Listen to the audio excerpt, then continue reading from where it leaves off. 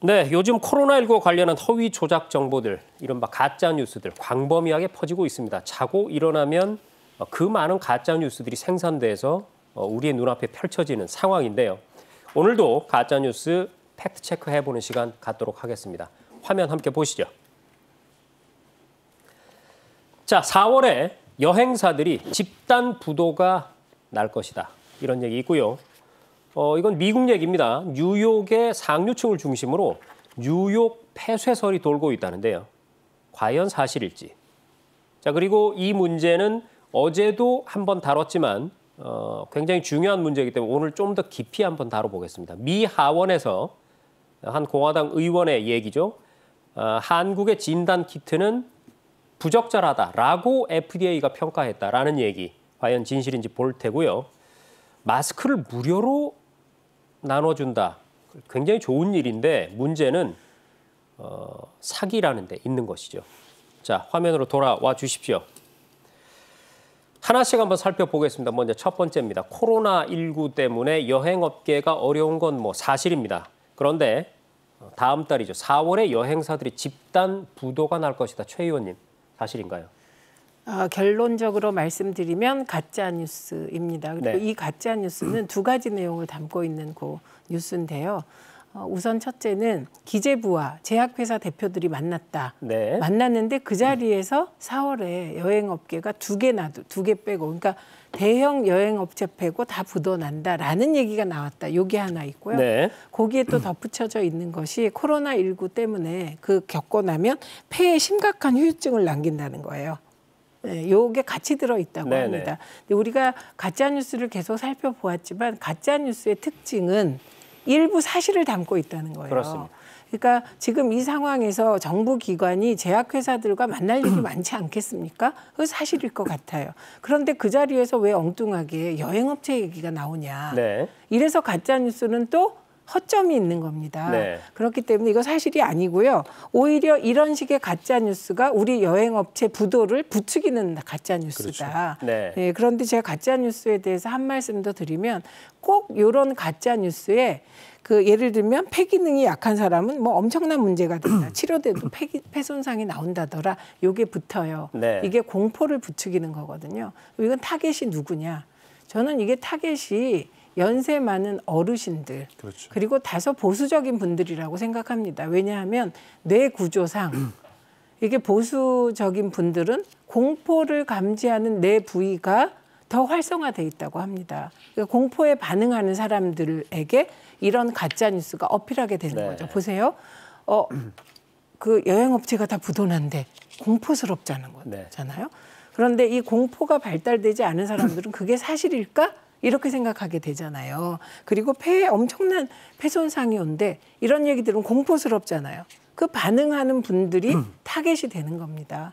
그래서 늘 말씀드리지만 이 가짜뉴스를 방지하는 길은 가짜뉴스 찾아내서 일벌백계 하는, 이거는 정부 사이드의 책임이고요. 네. 예, 그리고 나머지 우리가 해야 될 일은 질문하는 거죠. 예, 어떻게 기재부하고 제약회사가 만나서 왜 여행업체 얘기를 했을까? 그러니까 이 정도의 합리적인 질문만으로도 가짜뉴스에는 그렇게 당하지 않을 수 있다고 봅니다. 자, 그럼 얘기 나온 김에 박사님께 좀 여쭈고 싶은데, 교수님. 다른 질환들과 달리 이 코로나19만 유독 완치가 돼도 폐에 깊은 상처가 남는다. 이 얘기, 이거 사실입니까? 결론부터 말씀드리면 그렇지는 않고요. 기본적으로 폐는 공격을 당하게 되면 그 폐에 이른바 딱딱해지거나 흔적이 남는 건 맞는데, 이거는 코로나만 그런 게 아니고요. 메르스도 그렇고 다른 것도 그렇고, 특히 우리 기억하실지 모르겠지만 폐 섬유화 현상 이래가지고 폐는 공격을 하게 되면 당하게 돼 있습니다. 근데 통상적인 공격에 당하는 게 아니라 아주 치명적이고, 그러니까 우리나라 지금 환자 8,000명 좀 넘었잖아요. 그래서 분석을 좀 해보면 한 81%가 경증이에요. 그러니까 그냥 알아서 나았어요, 대부분 다. 그리고 20% 중에 조금 위험하고 한 5%가 굉장히 위험한 상황이고, 나머지 그 5% 중에 1%, 그러니까 지금 100명 중에 1명은 돌아가셔서 지금 8,000명 중에 80명이 지금 돌아가신 거잖아요. 네. 쉽게 얘기하면. 그런 분들 중에서 이미 돌아가시긴 했지만 그 정도 했다 회복이 되면 남을 수는 있어요.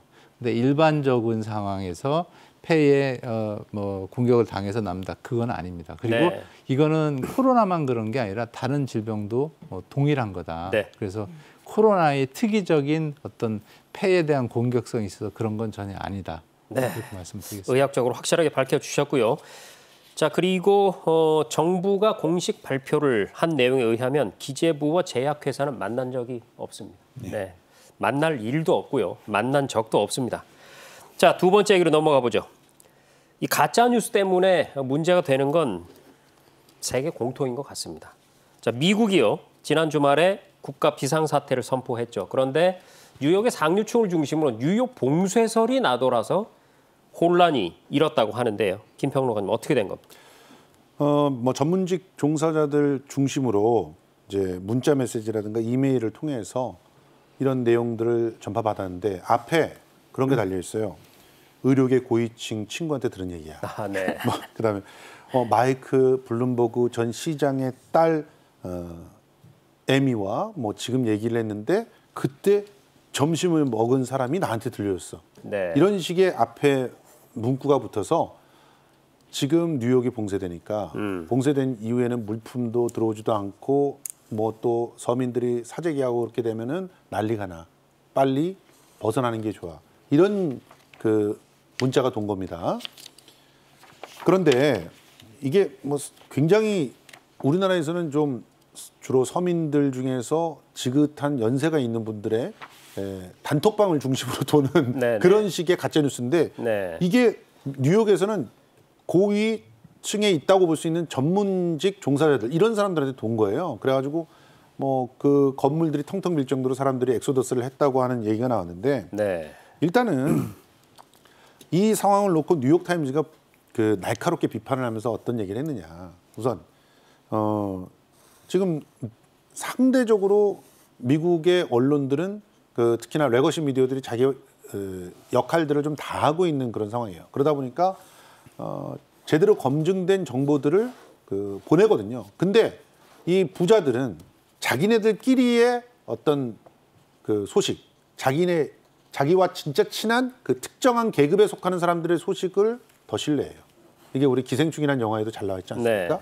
네. 그런 상황이 퍼지면서 이런 문제들이 벌어졌다고 하는 것인데 사실 노블리스 오블리제를 얘기를 한다면 절대로 해서는 안 되는 일이죠. 오히려 그렇죠. 봉쇄가 되고 한다면 그런 분들이 더 사회를 위해서 어떤 일들을 해야 될까 하는 걸 고민을 해야 되는데 그걸 그 엑소더스를 하면서 오히려 병을 더 옮길 수 있게 되는 네. 그런 심각한 사태까지도 날 수 있다는 것 기억하셔야 될 것 같습니다. 네, 가짜 뉴스는 결국 백해무익하다라는 것을 증명해주는 또 하나의 사건이 아닌가 생각을 해보고요. 다음 질문으로 넘어가 보겠습니다. 자, 세 번째 내용인데요. 최근에 미국 FDA가 우리나라 진단 키트가 부적절하다고 했다라는 얘기를 미 공화당의 한 의원이 의회에서 얘기를 하는 바람에 논란이 됐습니다. 우선 박 교수님, 네. 어떻게 된 겁니까? 저도 어떻게 된지 잘 모르겠어요. 네. 모르겠는데 왜냐하면 앞에 내용을 정확하게 제가 잘 몰라서. 근데 네. 이제 뉴스에 나오는 거 보고 뭐 그 하원 의원 얘기한 거 그다음에 미국 CDC 국장 얘기한 걸 들어보면 서로 딴 얘기를 하는 것 같아요. 네. 우선 기본적으로. 그러니까 거기에서 나온 그 한국의 진단법이라는 거는 그 무엇을 얘기하느냐가 굉장히 중요해요. 진단하는 법은 굉장히 많아요. 네. 그러니까 우리가 누구를 부를 때 집에서는 뭐 개똥이 밖에 나가서는 친구야 하나를 두고도 다르게 부를 수 있고 네. 또 다른 걸 수도 있고 그래서 한국의 진단 키트가 부적절하다는 거는 대한민국 사람이 착하냐 안 착하냐를 얘기하는 거하고 똑같은 상황인 네. 거예요. 그러니까 예를 들면 진단 키트 중에는 그냥 쉽게 얘기해서 여러 가지가 있는데 몸에 바이러스가 있는지를 보려면 첫 번째 항원이라고 해서 바이러스가 이제 항원이니까 그래서 항원이 그 코로나 항원이 있는 건지를 체크하는 거예요. 네. 이거는 이제 신속 진단법이라고 해서 우리가 그 신종플루 때도 빨리 보려고 네. 이거는 빨리 보는 장점은 있어요. 근데 빨리는 보지만 틀릴 수도 있어요. 그래서 신종플루 때를 예를 들면 한 10개 중에 6문제는 맞추고 6, 7문제는 맞추고 3문제는 틀려요. 네. 근데 이렇게 틀렸네요. 중차대한 상황에 네. 여섯 명은 맞추고 세네 명은 그 진짜인데도 가짜로 구별하면 이 사람들 돌아다녀가지고 큰일 날 거 아니에요. 그래서 이건 빠르되 그런 문제가 있다. 그다음에 항체 검사법이라고 해서 항원이 생기면 몸에 이상한 게 생기면 몸에서 평소 연습한 게 있어서 때려잡으려고 하는 엔티바디라는 게 생겨요. 그래서 이게 들어왔으면 이걸 항체를 검사하려면 뭐냐면 이게 들어왔는지 알아야 되고 그다음에 얘가 나중에 작동을 하기 때문에 좀 늦어요. 네. 그리고 이건 좀 늦고도 아주 정확하지는 않아요. 그래서 항원 그다음에 항체 검사법이 있는데 이거는 나중에 한꺼번에 이제 우리나라 이가 한번 휩쓸고 지나가면 그다음에 야 우리나라 한 1,000명 정도 조사해보자. 도대체 몇 명이나 이 바이러스가 지나갔는지 확인하는 데는 유리해요. 왜냐하면 훑고 지나갔으면 몸이 스스로 아팠던 안 아팠던 항체가 형성이 됐으면 표시가 나오니까. 표시가 나구나. 네. 그래서 1,000명 중에 30명은 훑고 지나갔다. 1,000명 중에 200명을 훑고 우리나라는 20%는 걸렸네.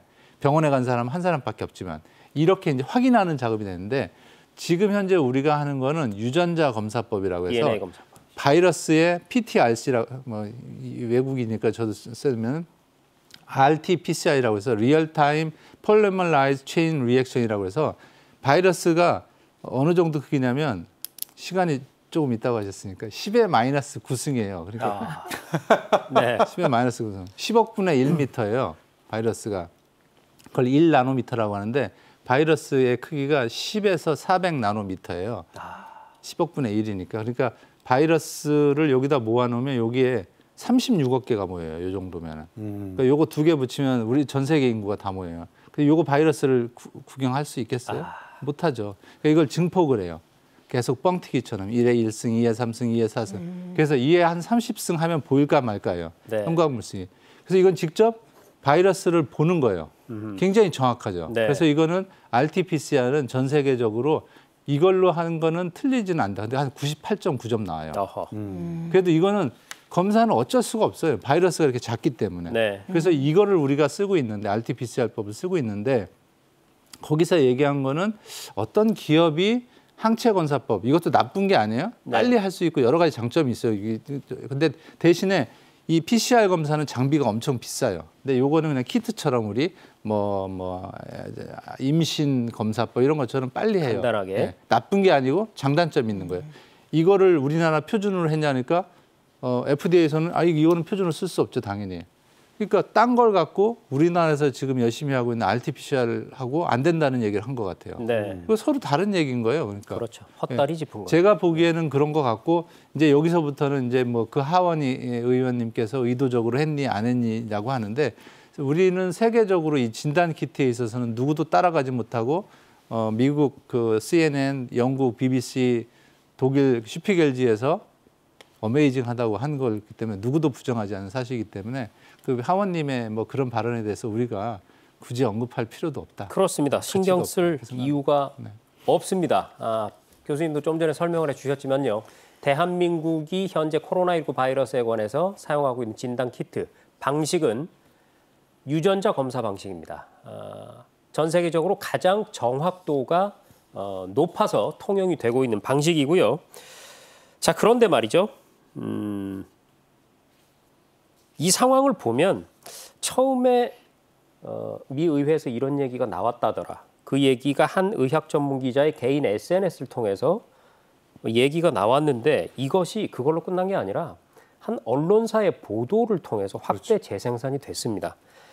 그러자 결국 질병관리본부에서 해명을 해야 되겠다 싶어서 공식 해명까지 내놓았고 결국 그 해당 신문은 유감을 표명하는 상황까지 됐죠. 최 의원님, 이 일련의 과정 어떻게 보세요? 근데 중요한 거, 과거에 한 의학 전문가가 부정확한 사실을 얘기를 해요. 그럼 많은 언론이 받아요. 네. 그리고 이게 일주일을 갑니다. 네. 그런데 이 가짜 뉴스성 기사는 하루거리였다는 거. 그렇죠. 예, 이게 국민들이 안심하셔도 되는 지점이라고 맞습니다. 봅니다. 네. 왜냐하면 이게 의학 전문 기자인 실제로 의사세요. 그분이 이제 그 상황을 올린 겁니다. 그 그린 의원이라는 분이 한 발언을 올린 건데 취지는 이런 거예요. 그런 발언이 나왔으니 검증해라 이런 얘기예요. 사실 검증할 필요가 없는 얘기였죠. 그러면 그 상황은 어떤 상황이었냐?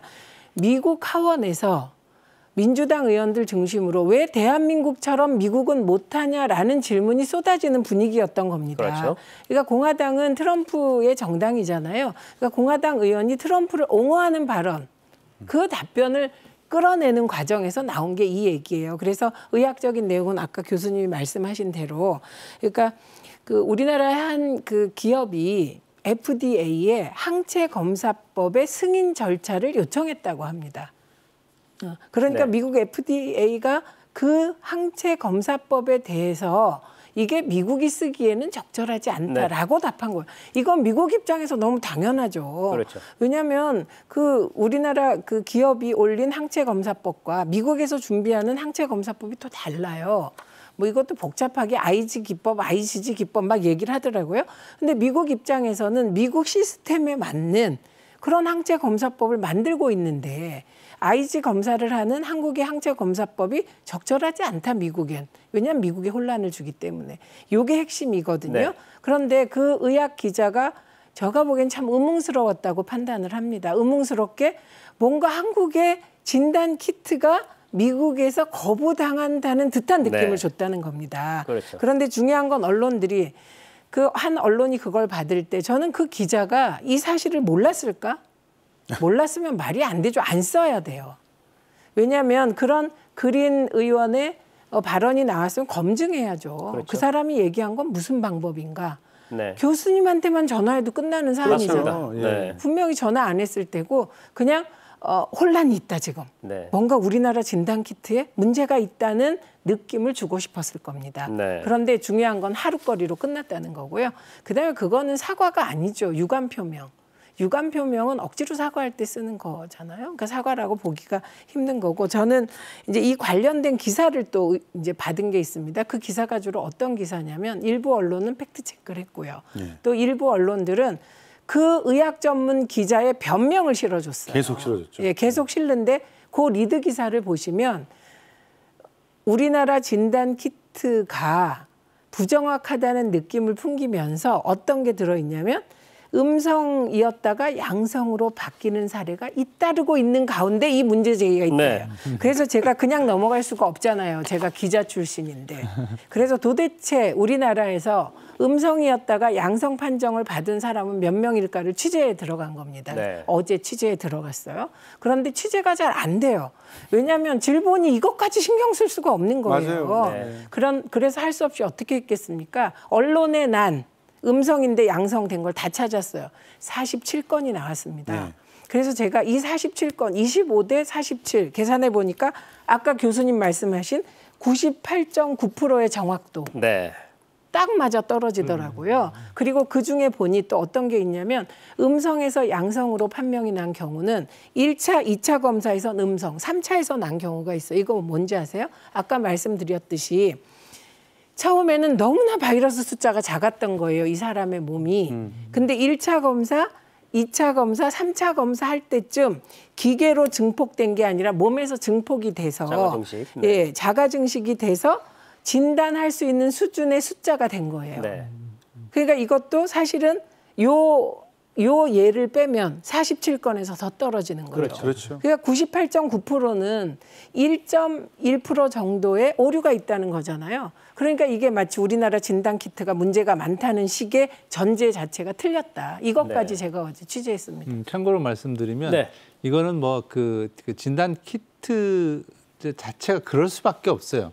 왜냐하면 저한테 매번 물어보시는 게 하나가 0, 1 이렇게 딱딱 왜 나와야지 그걸 빡빡빡 못 잡아내냐 네. 이런 얘기를 해요. 그래서 제가 지금 얘기를 똑같이 해요. 이거 한 마리 있는 거 본인이 잡아낼 수 있겠냐고.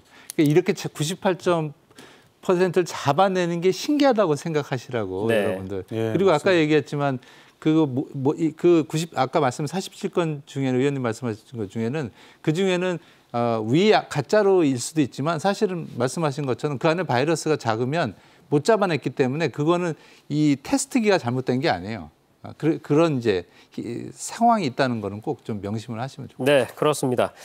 받아쓰기 보도 참 문제죠. 네, 일단 큰 따옴표를 치고 받아쓰기로 보도를 하면 나는 분명 큰 따옴표를 쳤기 때문에 잘못이 없다. 과연 그럴까요?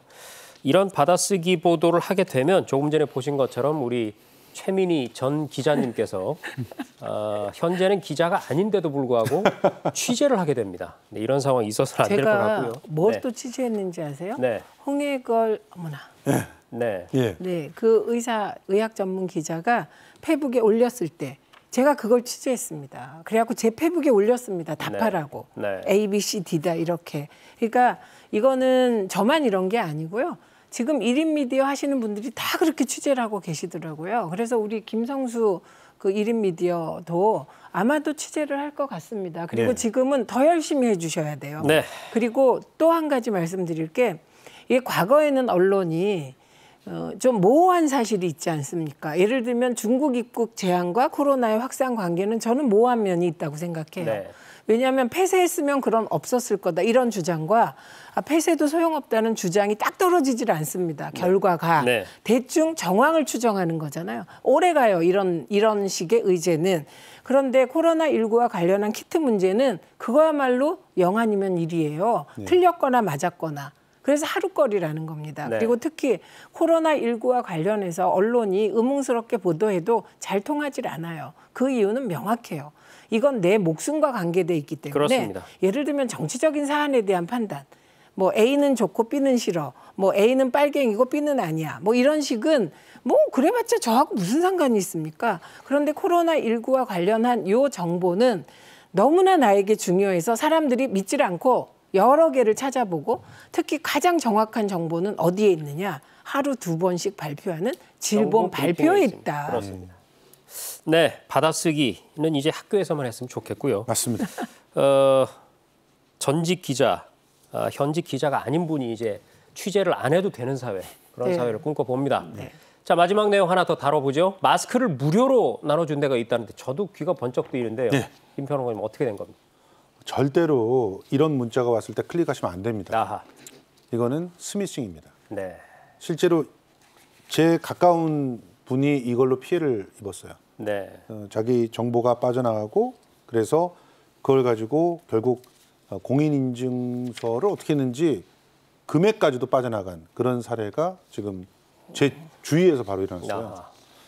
그러니까 지금 참 너무 악의적이죠. 실제로 이런 악의적인 그런 상황들은 제발 만들지 않았으면 좋겠고요. 특히 네. 언론이 마땅히 해야 될 역할은 이런 스미싱들에 대한 적극적인 보도와 이런 그 재난을 악용한 범죄자들에 대한 추적 이런 것들을 해야 되지 않을까 하는 생각을 해봅니다.